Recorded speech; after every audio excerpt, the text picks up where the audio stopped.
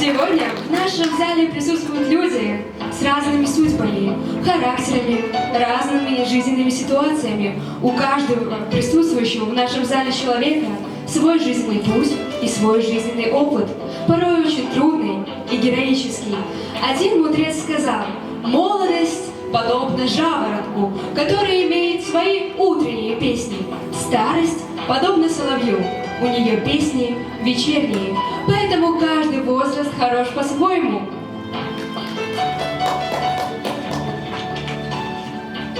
Встречайте на сцене лауреат международных, региональных, всероссийских конкурсов, неоднократные участники областных районных праздников, народный вокальный ансамбль «Веснянка». Ваши аплодисменты!